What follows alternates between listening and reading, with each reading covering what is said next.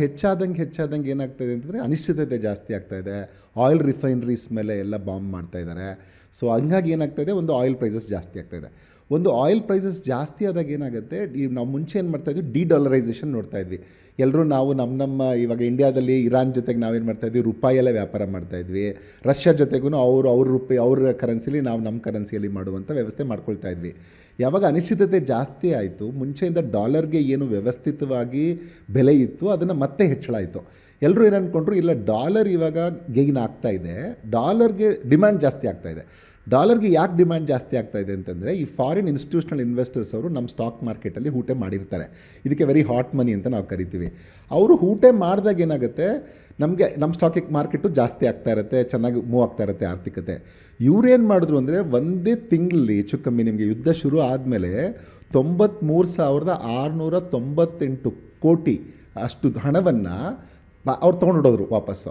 ಅವ್ರು ತೊಗೊಂಡೋಗುವಾಗ ಏನು ಮಾಡ್ತಾರೆ, ಕನ್ವರ್ಟ್ ಮಾಡ್ಕೊಳ್ತಾರೆ. ಡಾಲರ್ಗೆ ಬೇಡಿಕೆ ಜಾಸ್ತಿ ಆಯಿತು, ರೂಪಾಯಿಗೆ ಬೇಡಿಕೆ ಡೌನ್ ಆಯಿತು.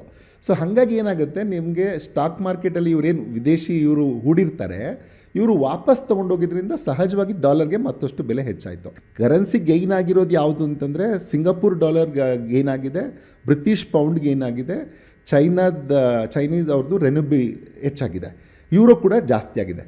ಆದರೆ ಯಾವ್ಯಾವುದು ಕುಸ್ತಿದೆ ಅಂದರೆ ಎಲ್ಲೆಲ್ಲಿ ನಿಮಗೆ ಟ್ರೇಡ್ ಡೆಫಿಸಿಟ್ ಇದೆ ಆ ದೇಶಗಳಲ್ಲಿ ಕುಸಿತ ಹೋಗಿದೆ. ಏನು ಈಗ ರಷ್ಯನ್ದು ರೂಬಲ್ ಇರ್ಬೋದು, ಕೊರಿಯಾದ ವೋನ್ ಇರ್ಬೋದು, ಇಂಡಿಯನ್ ರುಪಿ ಇರ್ಬೋದು, ಟರ್ಕಿಶ್ ದೇಶದ್ದು ಇರ್ಬೋದು, ಇವೆಲ್ಲನೂ ಡೌನ್ ಆಗ್ತಾ ಇದೆ. ಸೊ ಇದು ಮೇಯ್ನ್ ರೀಸನ್ಸು.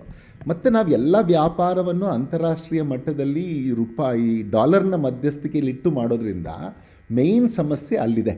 ಯುದ್ಧ ಮಾಡಿದ್ದು ಅವರೇ, ಗೈನ್ ಆಗ್ತಾ ಇರೋದು ಅವ್ರಿಗೇನೆ. ಇನ್ನೊಂದೇನು ಅಂತಂದರೆ, ಈಗ ಸಕ್ಸಸ್ಫುಲ್ ಆದಮೇಲೂ ಅವ್ರು ಹೇಳ್ತಾರೆ, ನಮ್ಮ ಈ ವಿಮಾನಗಳಿಂದ ನಾವು ಇಷ್ಟು ಹೊಡೆದ್ವಿ ಅದು ಹೊಡೆದ್ವಿ ಅಂಥೇಳಿ ಮತ್ತಷ್ಟು ಅದರಿಂದನೂ ಲಾಭವನ್ನು ಅವರು ಮಾಡ್ಕೊಂಡು ಹೋಗ್ತಾ ಇರ್ತಾರೆ. ಮತ್ತು ಭಾರತದಲ್ಲಿ ಈಗ ಸ್ವಲ್ಪನೇ ಹಣದುಬ್ಬರ ಜಾಸ್ತಿ ಆಗ್ತಾ ಇದೆ. ಈಗ 3.2% ಬಂದಿದೆ, ನಮ್ಮದು 2.3% ಇತ್ತು ಆ್ಯಾವ್ರೇಜು, ಈಗ ಜಾಸ್ತಿ ಆಗ್ತಾ ಇದೆ. ಸೊ ಇವೆಲ್ಲವೂ ಕಾರಣ ಆಗುತ್ತೆ. ಮತ್ತು ನಮ್ಮಲ್ಲಿ ಏನಾಗಿದೆ, ಈಗ ಒಂದೊಂದೇ ಬೆಲೆಗಳು ಹೆಚ್ಚಾಗ್ತಾ ಇದೆ. ಸರ್ಕಾರ ಏನು ಮಾಡಿದೆ, ಸಾಧ್ಯ ಆದಷ್ಟು ಬೆಲೆಗಳನ್ನು ವರ್ಗಾವಣೆ ಮಾಡ್ದಂಗೆ ನೋಡ್ಕೊಂಡಿದೆ. ಎಲ್ಲರೂ ಬೆಲೆಗಳು ಹೆಚ್ಚು ಮಾಡಿದ್ದಾರೆ. ಆದರೆ ಭಾರತದಲ್ಲಿ ಇಂಡಸ್ಟ್ರಿಯಲ್ ಯೂಸ್ಗೆ 22 ರೂಪಾಯಿ ಹೆಚ್ಚು ಮಾಡಿದ್ದಾರೆ ಡೀಸೆಲ್ನ ಬಿಟ್ಟರೆ, ಜನಕ್ಕೆ ವರ್ಗಾವಣೆ ಮಾಡಿಲ್ಲ. ಇದರೆಲ್ಲದರ ಹೊಡೆತ ಯಾರ ಮೇಲೆ ಬೀಳುತ್ತೆ, ಸರ್ಕಾರದ ಫೈನಾನ್ಸಸ್ ಮೇಲೆ ಬೀಳುತ್ತೆ. ನಮ್ಮ ರಿಸರ್ವ್ಸ್ ಕಡಿಮೆ ಆಗ್ತಾ ಹೋಗುತ್ತೆ, ಯಾಕೆಂದರೆ ಸರ್ಕಾರದ ಅದ್ರ ನಿಧಿಯಿಂದ ಹಣ ಕೊಡ್ತಾ ಹೋಗಬೇಕಾಗತ್ತೆ. ಮತ್ತು ಕರೆಂಟ್ ಅಕೌಂಟ್ ಡೆಫಿಸಿಟ್ ಜಾಸ್ತಿ ಆಗುತ್ತಾ ಹೋಗುತ್ತೆ. ಸದ್ಯಕ್ಕೆ ಜೀವನ ದುಸ್ತರ ಆಗಬಾರ್ದು ಅಂತ ಸರ್ಕಾರ ಇದನ್ನು ಮಾಡ್ತಾಯಿದೆ. ಆದರೆ ಸುದೀರ್ಘವಾಗಿ ಒಂದು ವೇಳೆ ಇನ್ನೊಂದು 10 ದಿನ ಯುದ್ಧ ಮುಂದುವರೆದ್ರೆ ನಮ್ಮಲ್ಲಿ ಖಂಡಿತ ನಾವು ಹೆಚ್ಚು ಮಾಡಬೇಕಾಗುತ್ತೆ. ಭಾರತ ಸರ್ಕಾರ ಕೂಡ ಪೆಟ್ರೋಲ್ ಡೀಸೆಲ್ ಹೆಚ್ಚು ಮಾಡದೆ ಬೇರೆ ಅನಿವಾರ್ಯ ಉಳಿಯಲ್ಲ.